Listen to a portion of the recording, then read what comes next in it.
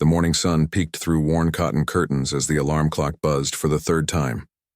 May opened one eye and sighed deeply. Another day, another shift at the checkout counter.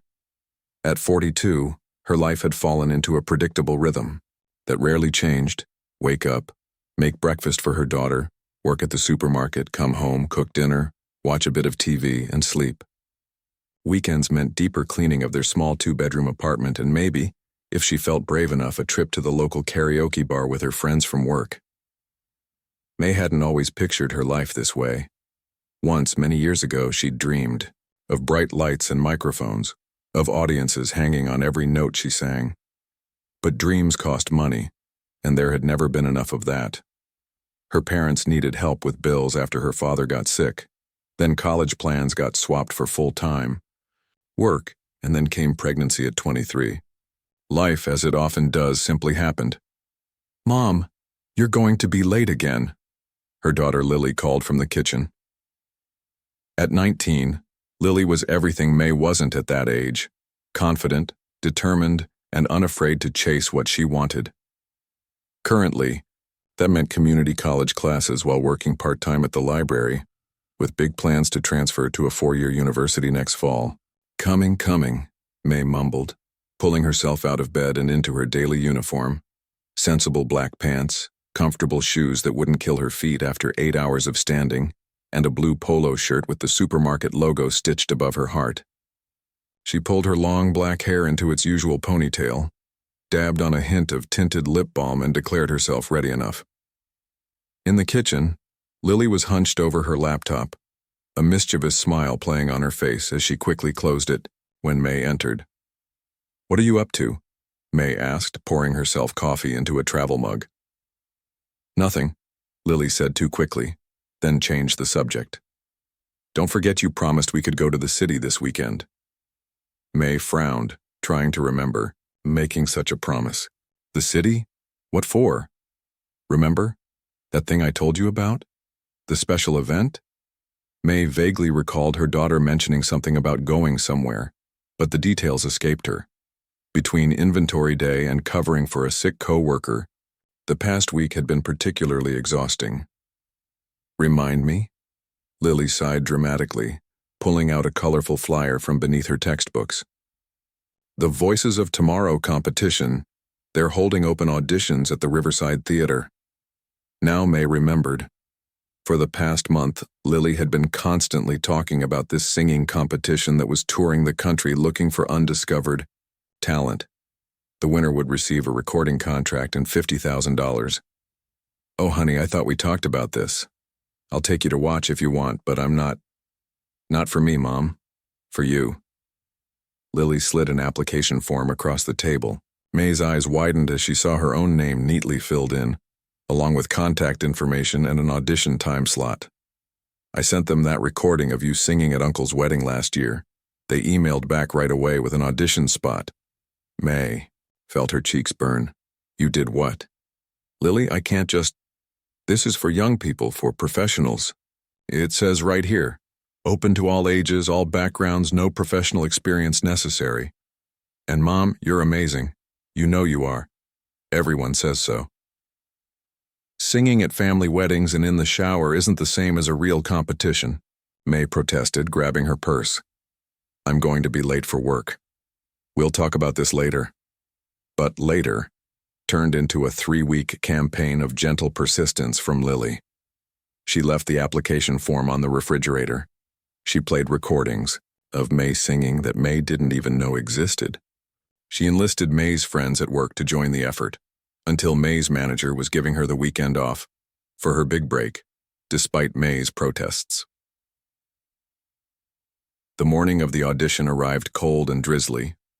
May sat on her bed, still in her bathrobe, staring at the outfit Lily had laid out, her nicest jeans and a pretty blue blouse that brought out the warmth in her eyes. "I can't do this," May whispered to herself for the 100th time. The thought of standing on a stage in front of judges made her stomach twist into painful knots. What if they laughed? What if her voice cracked? What if everyone realized she was just a nobody checkout clerk pretending to be something she wasn't? A soft knock sounded at her door before Lily peeked in. You're not dressed yet? We need to leave in 30 minutes to make it on time. May looked up at her daughter, ready to make her final stand against this madness. But the hope and pride shining in Lily's eyes melted her resistance. Fine. But just this once, and only because you went to all this trouble, May said, reaching for the clothes. And don't expect anything. These competitions are mostly about looks and youth and connections, things I don't have. They're about talent, Mom. Something you have more of than you realize. 2 hours later, May found herself in a grand theater lobby filled with other contestants. But unlike the mental image she'd carried, of everyone being young, beautiful, and confident, the reality was surprisingly diverse. Yes, there were plenty of fashionable 20-somethings with professional-looking portfolios and vocal coaches in tow. But there were also grandmotherly types, nervous teenagers, and everything in between. Still, May felt hopelessly out of place. Her neat but simple outfit paled next to the stylish clothes around her. While others practiced scales or networked, enthusiastically she sat alone on a bench near the wall, watching the organized chaos with growing anxiety. "First time?" asked a kind voice. May looked up to see an older gentleman with gray hair and warm eyes sitting down beside her. "Is it that obvious?" she asked with a weak smile. "Only because you look exactly how I felt last year," he chuckled. "Name's Raj. I drive a school bus during the week and sing in a barbershop quartet on weekends." "May. I scan groceries and sing in the shower." They shared a laugh that eased some of May's tension. Raj explained that he'd auditioned last year on a dare from his grandkids and made it to the second round. "The key is to forget about everyone else," he advised. "When you're up there, it's just you and the music. That's all that matters." Before May could thank him, registration numbers were called for the next group of contestants. Hers was among them. "That's me," she said, her voice betraying her fear. "You'll be wonderful," Raj assured her. "Just remember why you sing in the first place." Walking toward the audition area, May passed a group of young women in matching outfits who fell suddenly silent as she approached. One whispered something that made the others giggle. Another gave her an obvious once-over before whispering behind her hand. Though May couldn't hear the words, their meaning was clear enough.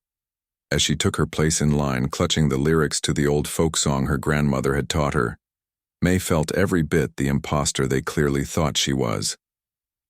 What was she doing here among these beautiful, talented people?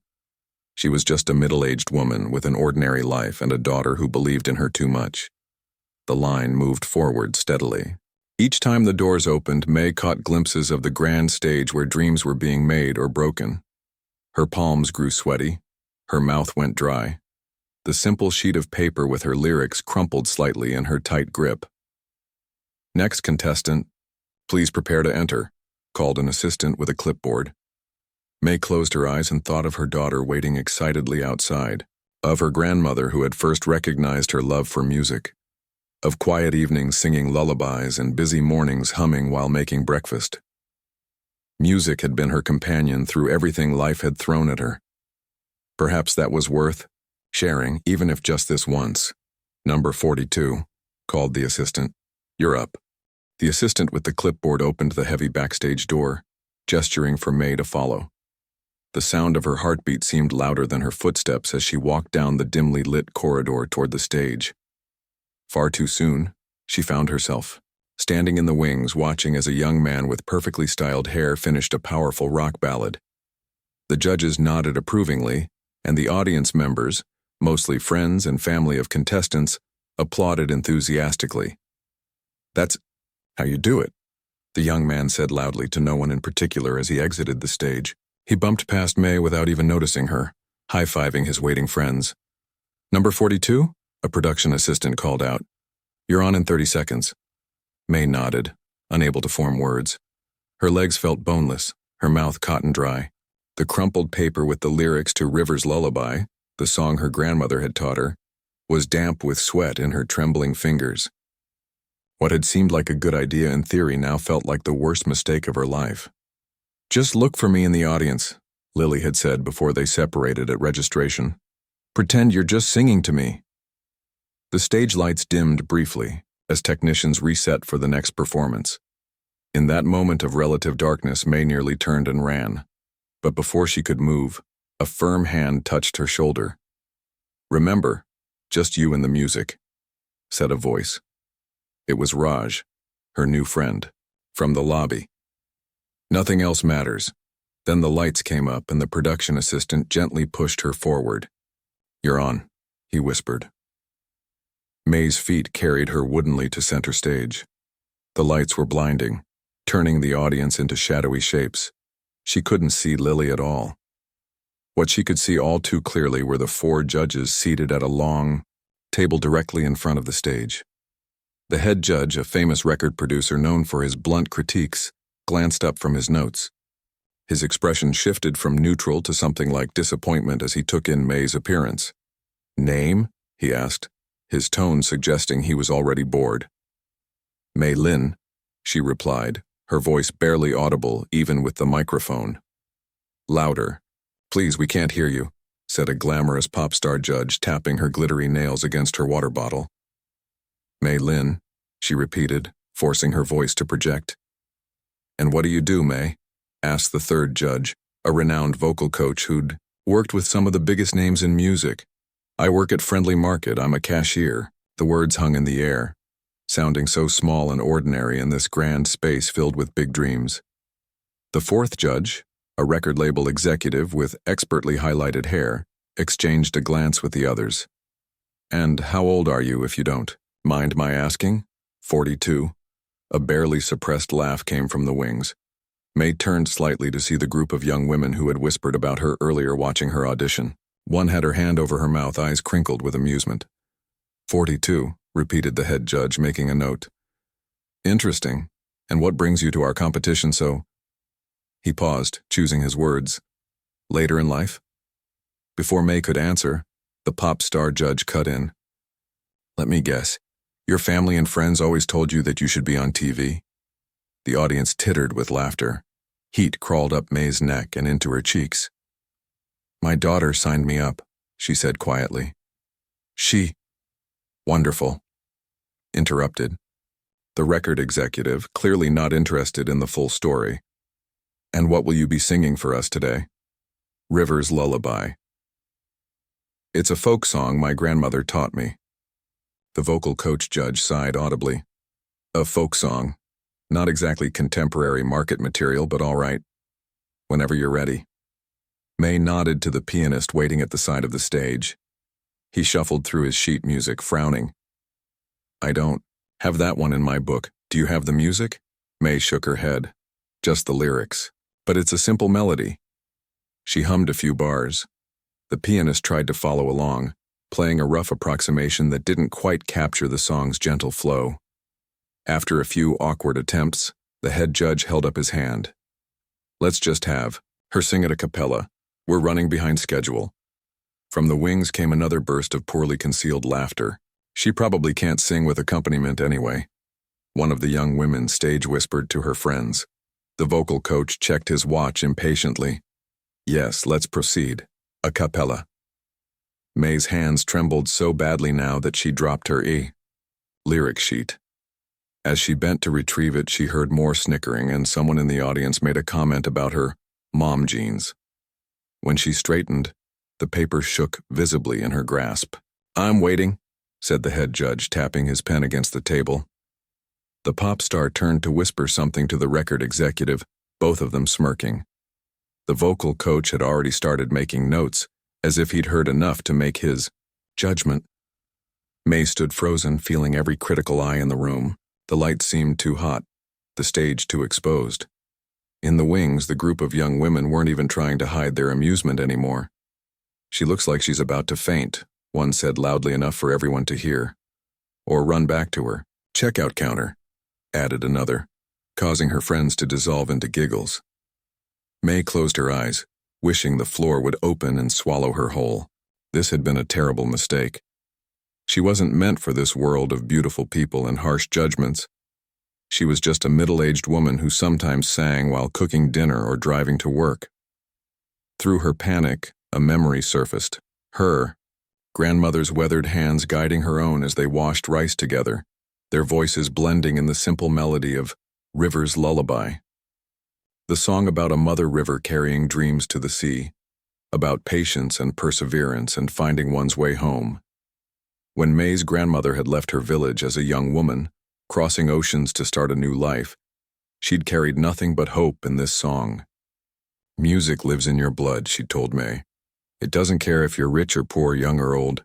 When you sing from your heart, the whole world must listen. May thought of Lily sitting somewhere in the audience, believing in her mother's voice, when May herself had forgotten its worth. She thought of all the lullabies she'd sung while rocking Lily to sleep, of kitchen concerts and car radio sing-alongs, of the simple joy that singing had always brought her even on the hardest days. "We don't have all day," the head judge said, his voice cutting through her thoughts. "Either sing or step aside for the next contestant." May opened her eyes. The judges stared back with expressions ranging from boredom to disdain. The young women in the wings were now taking selfies, occasionally glancing over with amused expressions, clearly expecting disaster.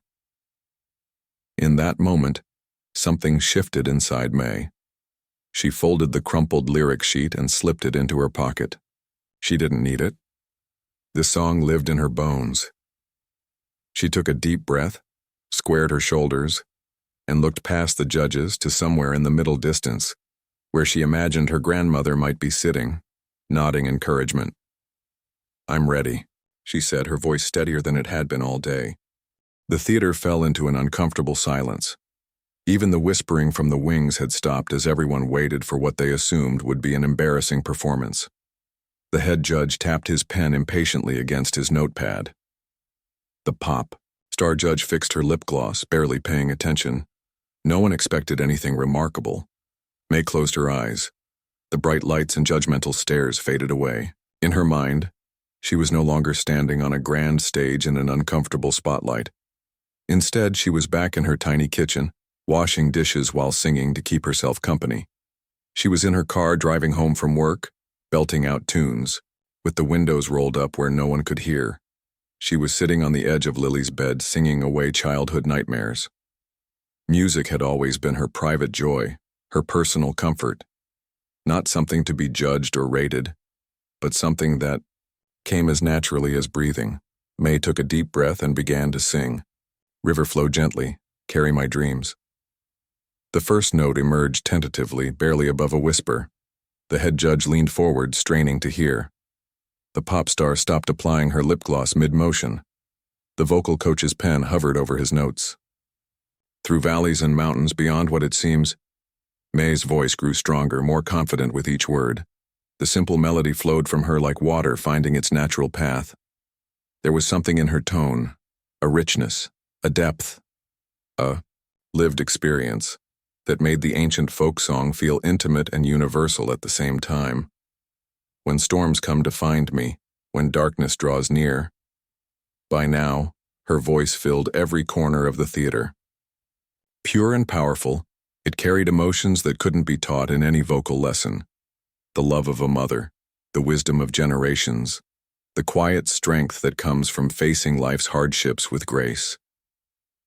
The pianist, who had been preparing to play for the next contestant, slowly turned around, his fingers forgotten on the keys. The production assistant stopped shuffling papers. The cameramen recording the auditions for the show's producers took a few steps closer to the stage, as if pulled by an invisible force. "Your waters will guide me, your song I will hear." The group of young women who had been mocking May moments earlier stood frozen in the wings, their phones hanging forgotten at their sides. One of them grabbed her friend's arm, mouth slightly open in disbelief. In the judge's booth, the transformation was even more dramatic. The head judge had put down his pen entirely, his usual critical expression replaced by something close to wonder. The vocal coach had closed his eyes, swaying slightly to the melody. The record executive sat up straight, suddenly alert and engaged. And the pop star, who had performed for crowds of thousands, had tears forming in her expertly made-up eyes. Through darkness to daylight, through winter to spring. As May approached the most challenging part of the song, a bridge that required perfect control and exceptional range, there was a collective holding of breath throughout the theater. Even those who had never heard River's lullaby could sense that something special was happening, that they were witnessing a rare moment of pure, unfiltered talent.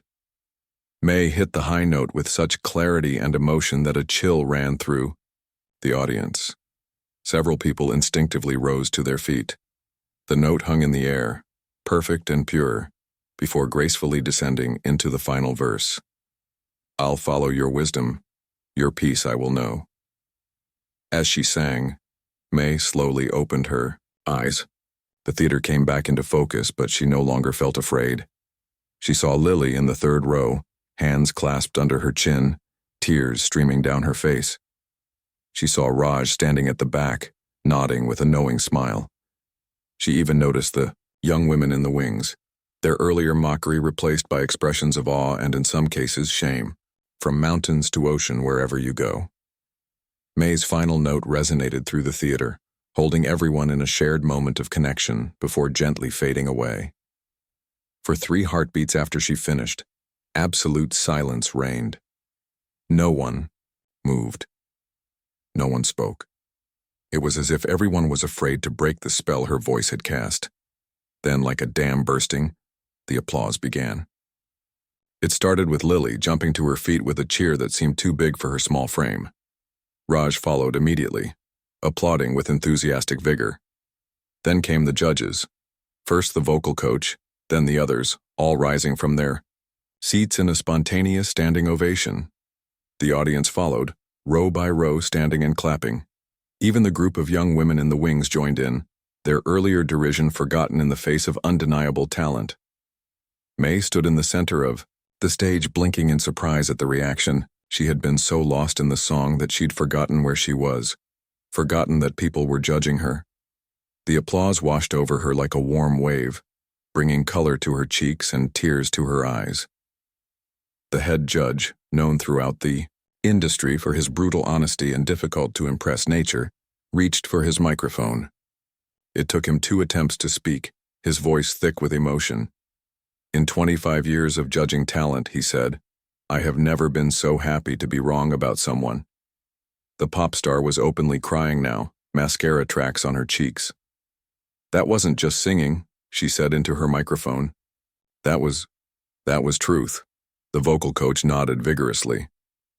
Technical perfection can be taught, he said, but what you have, that soul, that emotion, is something money can't buy and schools can't teach. The record executive was already on her phone, texting frantically even as she continued to applaud with her free hand. As the applause finally began to die down, May caught sight of the young women who had mocked her. They were no longer laughing. The tallest one caught May's eye and gave a small, respectful nod of acknowledgement. May smiled back, feeling no resentment. In that moment she understood something important. Their mockery had come from their own fear. They had judged her because they worried about being judged themselves. In a competition where everyone felt vulnerable, it was easier to put others down than to face your own insecurities. Can we hear another song? Someone called from the audience, and the request was quickly taken up by others. The head judge looked at his watch, then at the long line of contestants still waiting for their turn. He shrugged with a smile that transformed his usually stern face. Rules are meant to be broken, he said, gesturing for May to continue if she wished. May looked out at the expectant faces, at her daughter's proud tears, at the judges who had dismissed her minutes ago and now looked at her with newfound respect.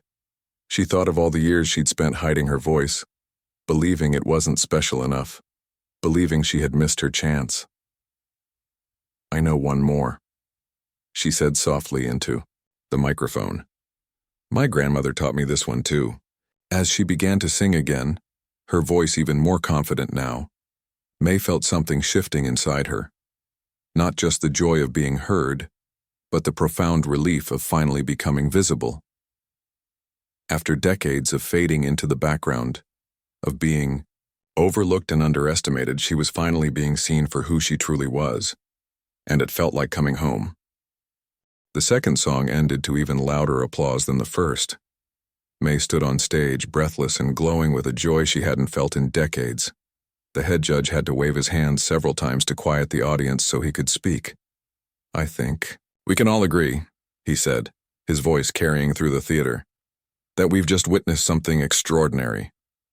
He turned to May with newfound respect in his eyes. "You have a gift that can't be manufactured or engineered. It's pure and rare and exactly what this competition was created to discover." The pop star judge, still wiping tears from her cheeks, jumped up from her seat. "I need to talk to you," she said, rushing toward the stage steps. Right now. The audience watched in amazement as the famous singer, whose face graced magazine covers and billboards, bounded onto the stage and threw her arms around a startled May. "That was the most beautiful thing I've heard in years," she said, pulling back to look May in the eyes. "Where have you been hiding?" May blinked, still dazed by everything happening around her. "Mostly in my kitchen," she answered honestly, causing ripples of laughter to spread through the crowd. The vocal coach approached more calmly but with equal enthusiasm. "Your technique needs some refinement," he said, ever the teacher. "But the foundation, the raw talent and emotional connection, that's something we can't teach. That's something you were born with." The record executive was still on her phone, but she covered the mouthpiece to address May. "My boss is on the line. He wants to know if you'd consider coming to the studio this week for a proper recording session." May's eyes widened. "But the competition? Don't I need to go through the rounds?" The head judge laughed.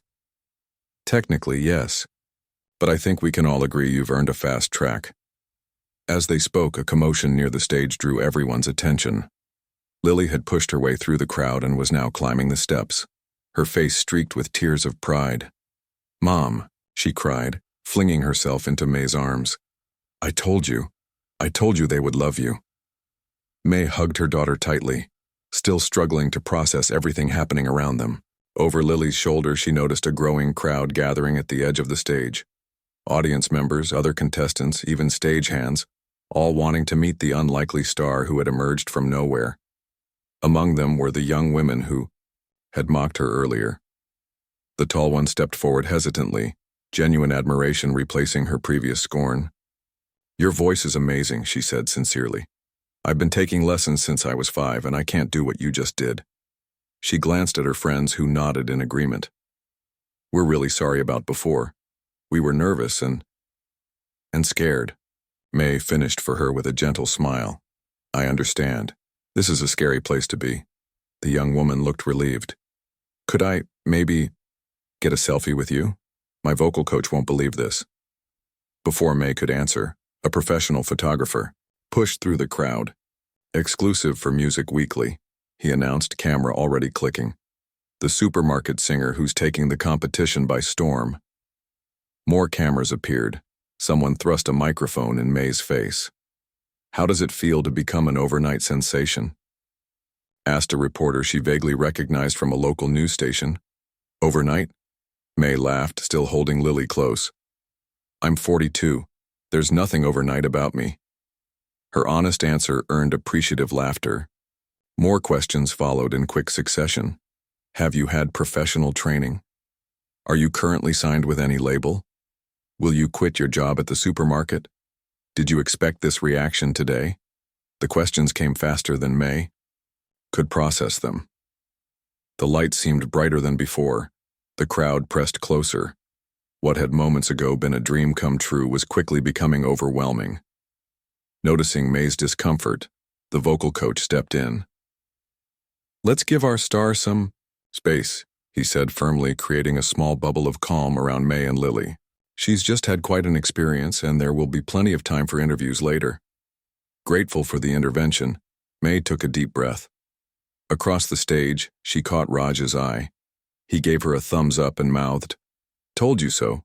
The record executive finally finished her call and rejoined the group. "It's settled," she said. "We'd like you to come to our studio tomorrow morning. My boss is very interested in discussing your future." "My future?" May repeated, the words sounding strange to her ears. For so long, her future had seemed fixed and predictable. More days at the checkout counter, quiet evenings at home, maybe someday helping Lily through college. The idea that everything could change in a matter of minutes felt impossible to grasp. Noticing her hesitation, the head judge placed a reassuring hand on her shoulder. "Don't worry," he said kindly. "This is a lot to take in. Why don't you go home, celebrate with your family, and think about what you want? The offers will still be there tomorrow." May nodded gratefully, suddenly eager to escape the noise and attention. "Thank you," she said to all the judges, "for listening, for giving me a chance."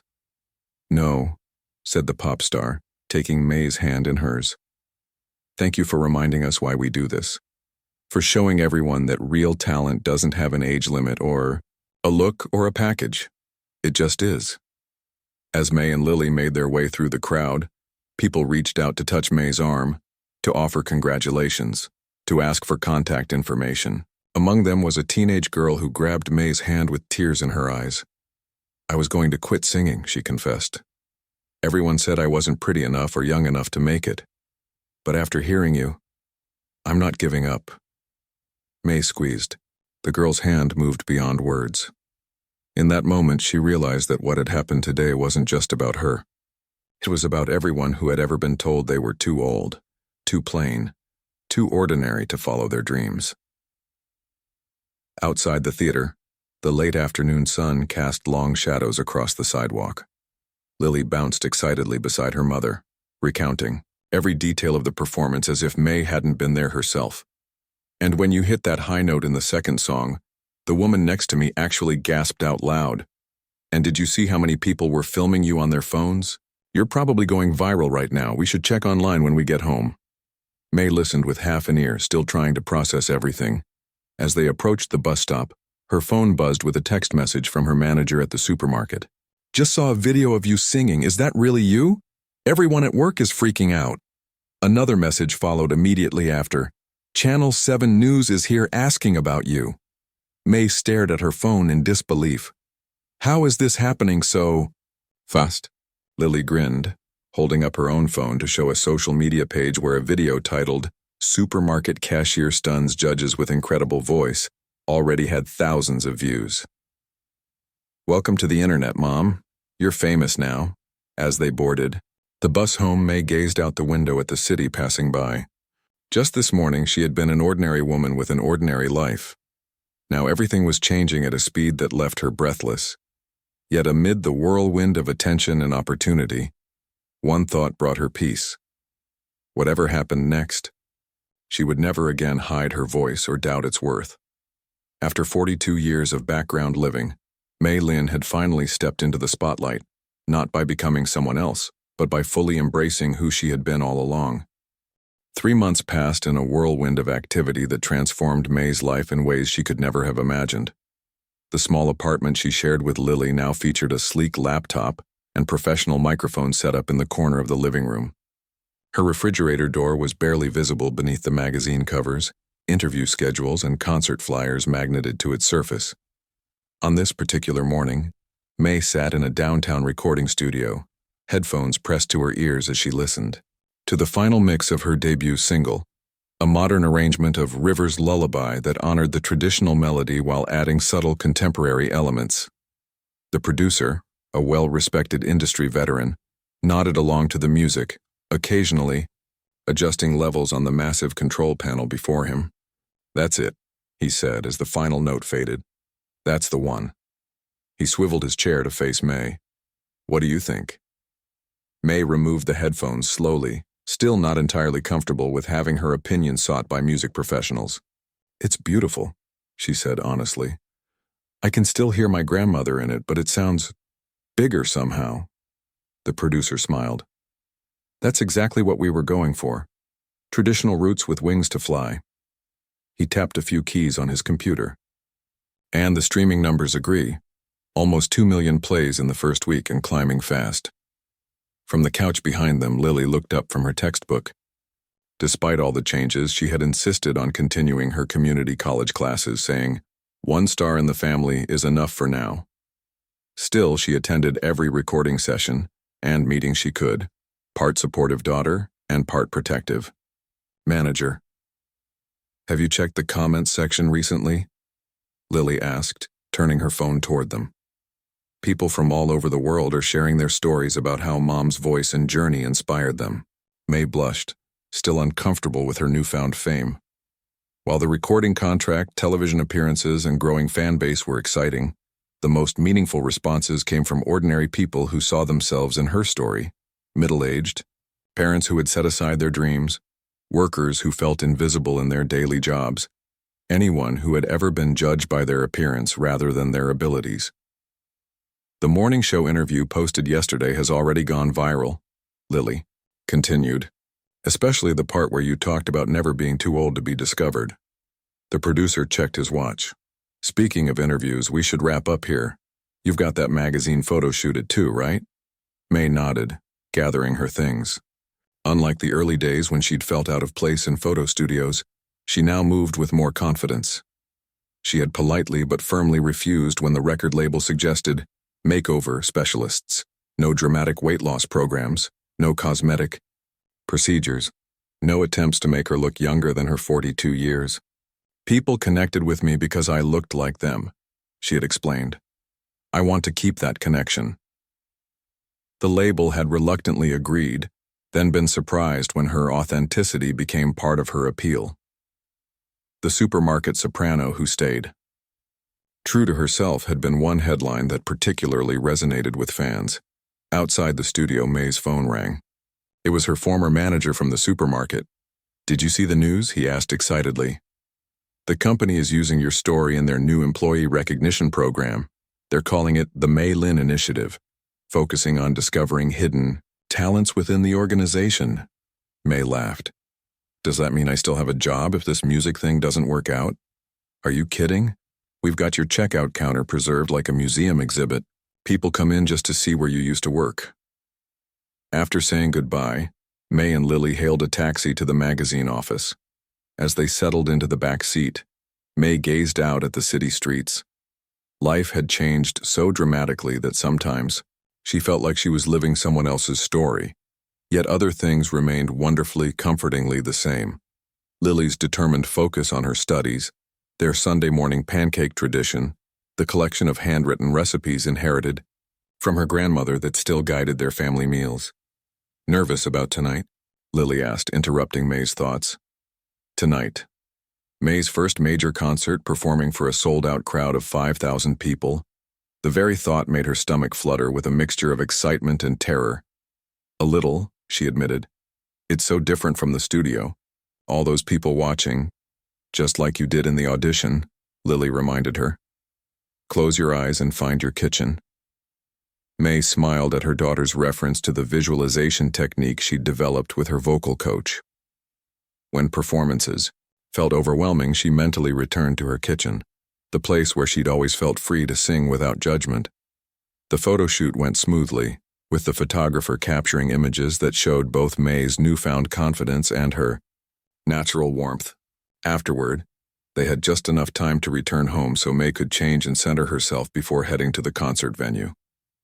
As May hung up her stage outfit, a flowing blue dress that matched the one her grandmother had worn at her wedding, she noticed a small package on her bed with a note in Lily's handwriting.